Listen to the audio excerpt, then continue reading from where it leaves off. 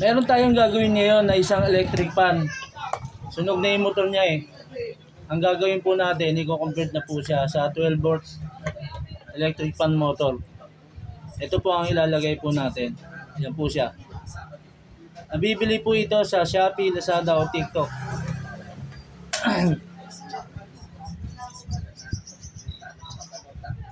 Type nyo lang po yung 12 volts 12 volts electric fan motor.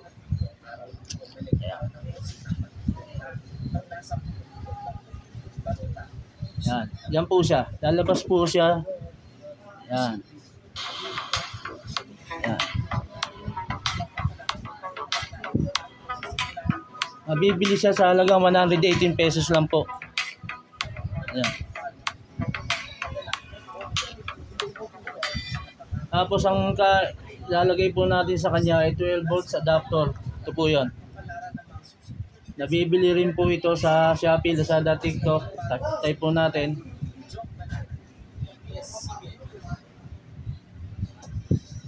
Well volts.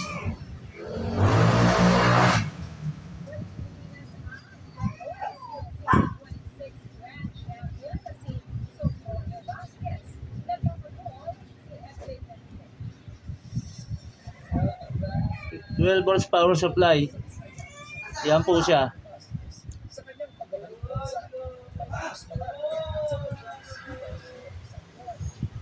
Yan. Yan po siya. Ito po yan. Mabibili po siya sa halagang 55 pesos lang po. Marami na pong ganito ang nagagamit ngayon na 12 volts adapter po. Nagagamit po siya sa mga box, TV Plus. At marami pa pong iba. Ngayon gagawin po natin, ilalagay po natin ito 12 volts electric fan motor. Ipapalit po natin siya sa 220 na motor. Sunog na po kasi siya. Gawin na po natin.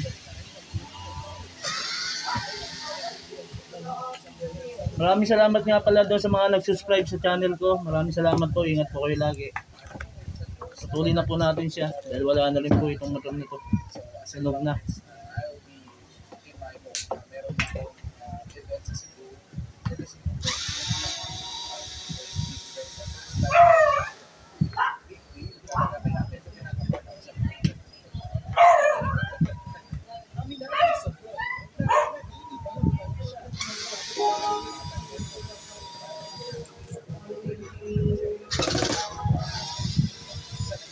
Pag nagpalawin kasi kayo ng motor, maabot na po ng 290, 280 pesos. Susubukan natin magpalit ng 12 volts electric pang motor, baka masakaling ano siya. Magamit din po natin.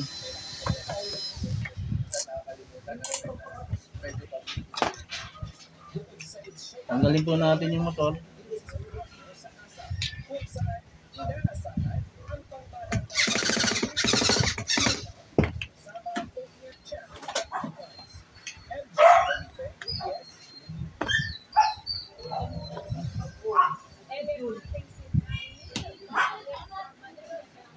Kasi ang ilang baklas to.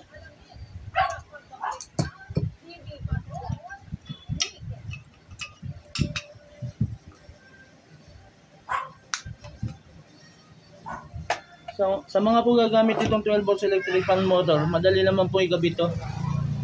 Panoorin nyo lang po itong video. Bali, ito po yung motor. Tatanggalin na po natin siya.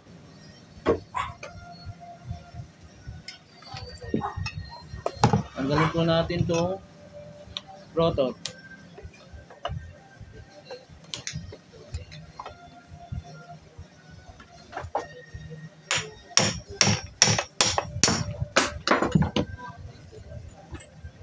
Kailangan po tanggal po yung bushing ha. Pati yung corona dapat tanggal po siya.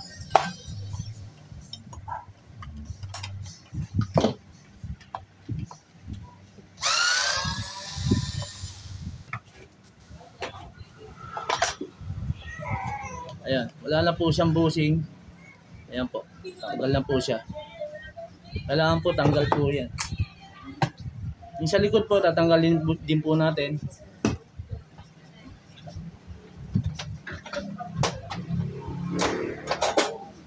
Sikwatin nyo lang po siya. Yung pinaka-corona niya, sikwatin nyo lang po.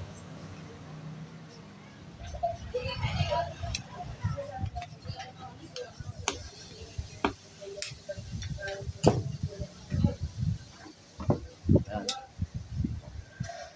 Ingat lang po kayo, medyo matalim po ito. Yan, tanggal na po siya. Ito po yung pinaka-corona niya. Hindi na po natin siya gagamitin. At yung cotton po, tanggalin na rin po natin.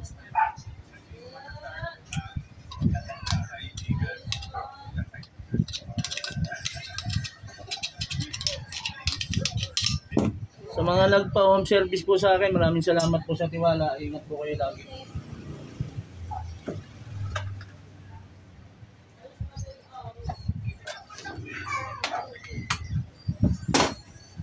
Kakabit na po natin siya. Ayan po. Ayan.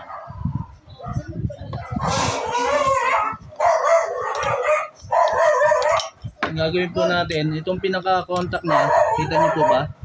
Tutupi po natin siya.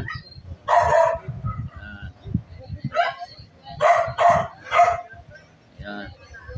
Tutupi lang po natin para hindi po tumama dito mamaya. Ayan.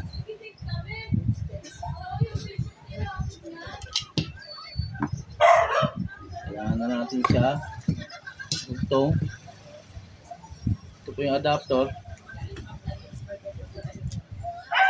Bago pa po siya, puputulin po natin.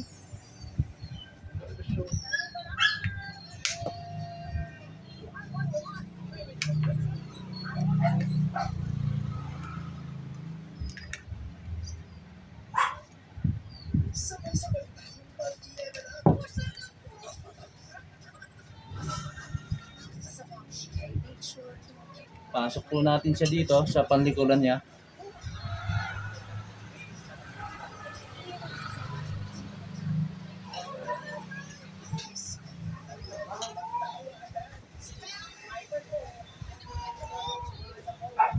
Kung sakaling baligtad po ang ikot niya, ibaliktad nyo lang din po yung wire. Kailangan po kasi pang clockwise po yung ano niya, ang ikot niya.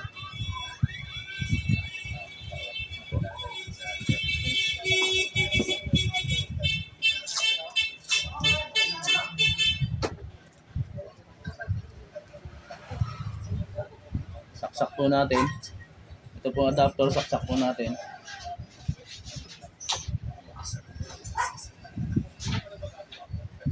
Baligtad po ang ikot niya. Pa-counterclockwise po ang ikot niya. Babaligtarin po natin. Baligtarin lang po natin itong wire. Baligtarin lang po natin. Wala naman pong problema yun kahit magbabaligtad.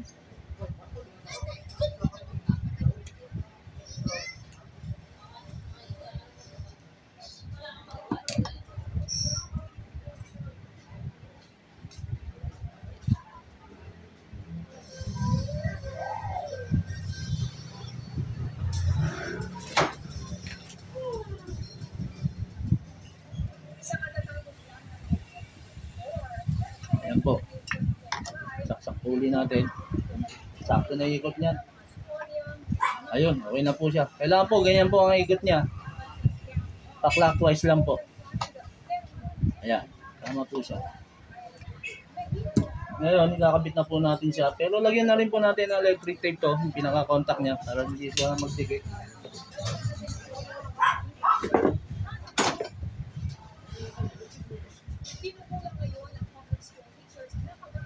Paki-share na lang po yung video para po mapanood na rin po ng iba. Maraming salamat po.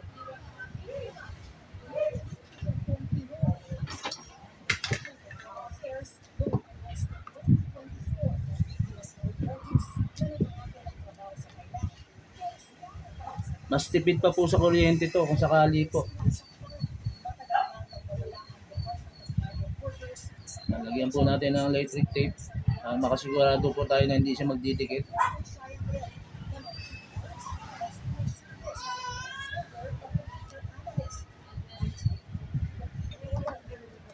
At pati yung kabila.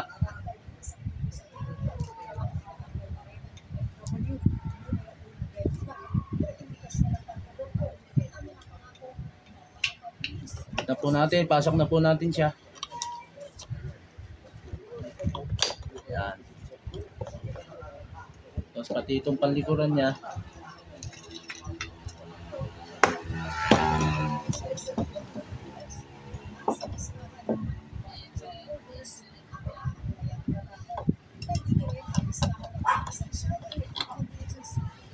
Make sure po na hindi po siya magdidikit.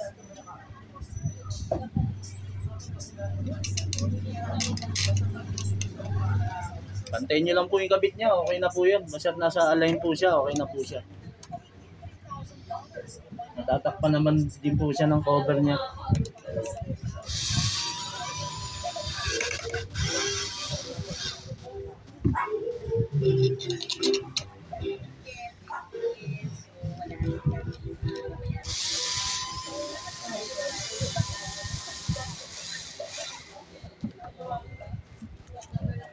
Lagay pa po natin yung dalawa para sure po. Tansyahin nyo lang po yung higpit ng tornilyo niya. Pagka pantay na po, okay na po yan. Ayan. Pantayin nyo lang po siya.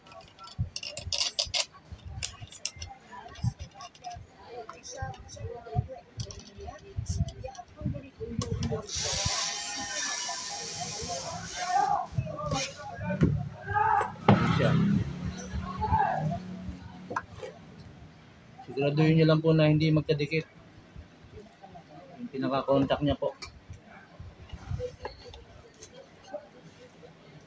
Hindi magkaroon ng problema. Ayan. Ayan, nakakabit na po siya. Ayan po siya. Ayan po siya. Gawin natin itong masking tape.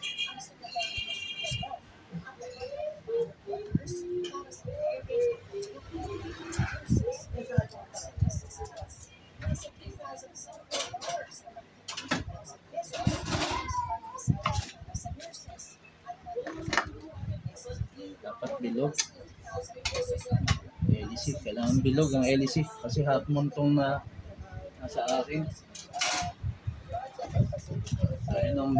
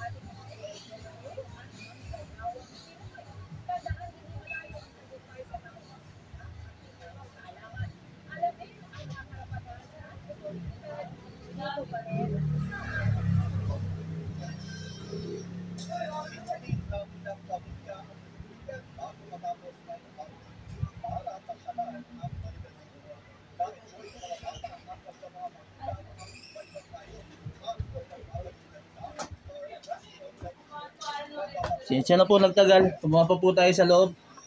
Sensya na po. Kabit natin siya.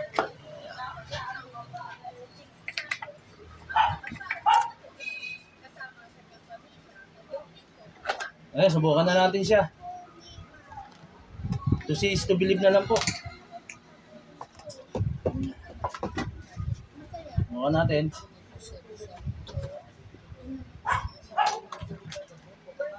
Tanggal yata.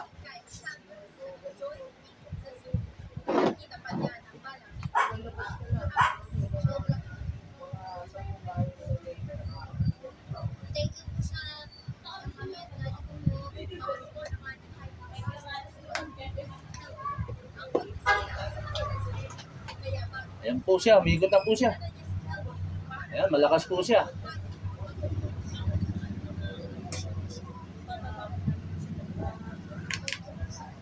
Malakas po ang ikot niya, malakas po ang hangin niya.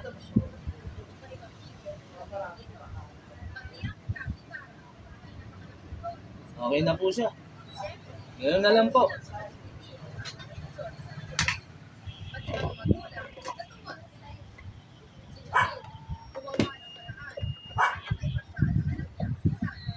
Maraming salamat po sa panonood. Ingat po kayo lagi. Hanggang dito na lang po. Alam.